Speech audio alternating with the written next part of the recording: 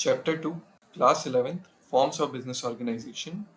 हमने पिछले क्लास में एक ब्रीफ समरी समझी थी हर एक फॉर्म्स ऑफ बिजनेस ऑर्गेनाइजेशन की। तो अब हम डिटेल में जाएंगे। ये लेक्चर सोल प्रोप्राइटरशिप के ऊपर है। सोल प्रोप्राइटरशिप एक कहानी से समझते हैं।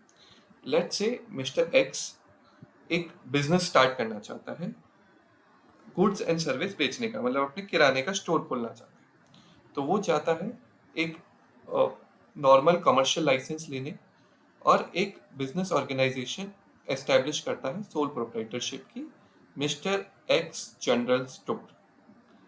अब मिस्टर एक्स के पॉइंट ऑफ व्यू से सोचते हैं, क्या ये जो जनरल स्टोर है ये सिर्फ मिस्टर एक्स मैनेज कर रहे हैं? Yes. So it is owned, managed and controlled by a single person, that is mister x. अब एक डेफिनेशन आती है इससे सोल प्रोप्राइटरशिप की कि individual proprietorship is the form of business organization at the head of which stands an individual as one who is responsible, who directs its operation and who alone runs the risk of failure. इसको एक 3 parts में break करेंगे हम। So at the head of which stands an individual. एक mister X individual है जो इसका पूरा इसके लिए पूरा रिस्पॉन्सिबल है। Who directs its operation? पूरा का पूरा for procuring goods to selling और billing the customers, mister x जिम्मेदार है। And who alone runs the risk of failure. For example मान लो उसके गुड्स बिके ही नहीं, या उसका जो डेट है वो इंक्रीज होता गया जिसके कारण ये पूरा मिस्टर एक्स को किराना स्टोर बंद करना पड़ा। तो इसके लिए कौन जिम्मेदार है? Only and only mister x. इसका फॉर्मेशन एंड क्लोजर के लिए क्या रिक्वायरमेंट्स है? There is no such separate legal requirements. It is easy to shut down. A license may be needed in some cases. जो मैंने बात की थी, कमर्शियल लाइसेंस कई केसेस में रिक्वायर होता है टू रन अ बिजनेस। बस वही एक रिक्वायरमेंट है सोल प्रोप्राइटरशिप की। इसलिए हम देखते हैं काफ़ी स्टोर्स अपने आसपास जो सोल प्रोप्राइटरशिप के बेस पे है, जिसे एक सिंगल पर्सन ऑपरेट कर रहा है। इसमें जो लाइबिलिटी होती है ओनर की वो अनलिमिटेड होती है नेचुरली, क्योंकि जो भी ऑपरेशंस हैं उसके लिए सिर्फ एक पर्सन ही जिम्मेदार है। तो उससे होने वाले लॉसेस की भरपाई भी उसको अपने पर्सनल एसेट से करनी पड़ सकती है। यहाँ पे सोल प्रोप्राइटरशिप एक सेपरेट लीगल एग्जिस्टेंस नहीं है, वो मिस्टर एक्स का ही है।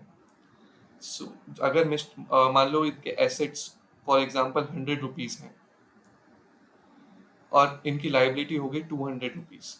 जो ये 100 रुपीज का डिफरेंस अमाउंट है ये इसके लिए मिस्टर एक्स अपने पर्सनल एसेट से देगा।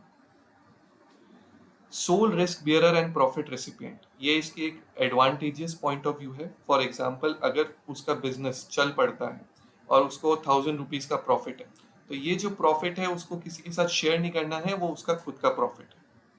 और इसीलिए जो ये जैसे अपन ने पढ़ा है हाई रिस्क हाई रिवॉर्ड, तो जैसे उसको हाई रिवॉर्ड मिल रहा है वैसे ही जो हमने पिछले केस में देखा जैसे 100 रुपए उसको पर्सनली भरने पड़े, वैसे ही वो सोल रिस्क बियरर है। The owner has a complete decision making power. उसको किसी और से पूछने की जरूरत नहीं है कि क्या मैं इस बिजनेस में क्या क्या करूं। जॉइंट स्टॉक कंपनी की बात करें तो उसमें सबका डिसीजन लेना जरूरी होता है, बोर्ड ऑफ डायरेक्टर्स का लेना जरूरी होता है।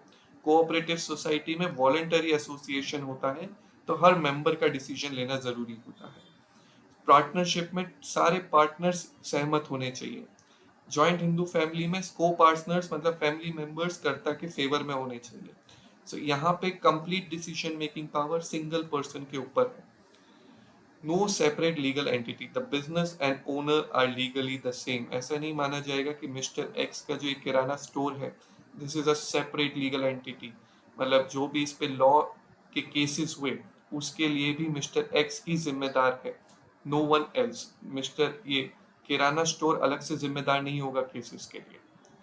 Lack of business continuity. Since the business is dependent on one person, it ends if the owner dies, becomes bankrupt, or is unable to continue due to health or legal reasons. इसको explain करने की वैसे तो जरूरत नहीं है, but फिर भी अगर ओनर मिस्टर एक्स को कुछ हो जाता है तो ये बिजनेस बंद हो जाएगा।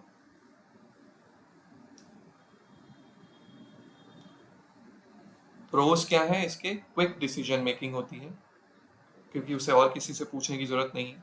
कॉन्फिडेंशियलिटी ऑफ इंफॉर्मेशन है क्योंकि मिस्टर एक्स अगर वो खुद ही डिसीजन ले रहा है तो वो अपने डिसीजंस को किसी और से शेयर करता ही नहीं है क्योंकि करने की जरूरत ही नहीं है। तो अगर उसके पास ही है तो कॉन्फिडेंशियलिटी ऑफ इंफॉर्मेशन रहेगी। डायरेक्ट इंसेंटिव है, हाई रिस्क हाई रिवॉर्ड, जितना वो रिस्क लेगा उतना उसको रिवॉर्ड मिलेंगे और वो सोल बियरर है of risk and reward. Sense of accomplishment, अगर किसी ने अच्छा काम कर लिया तो उसको एक सेंस ऑफ अकम्पलिशमेंट मिलता है कि मैंने अपने बलबूते पे एक पूरा बिजनेस एम्पायर खड़ा कर दिया। So sole sense of accomplishment मिलता है। एंड सबसे मेजर जो एडवांटेज है, ease of formation and closure. एक सिंपल कमर्शियल लाइसेंस कई नॉर्मल केसेस में लगता है, उसके अलावा कोई लीगल रिस्पॉन्सिबिलिटी नहीं है, कोई लीगल रिक्वायरमेंट नहीं है सोल प्रोप्राइटरशिप को एस्टेब्लिश करने की। सो ये था अपना सोल प्रोप्राइटरशिप। नेक्स्ट क्लास में हम जॉइंट हिंदू फैमिली बिजनेस देखेंगे।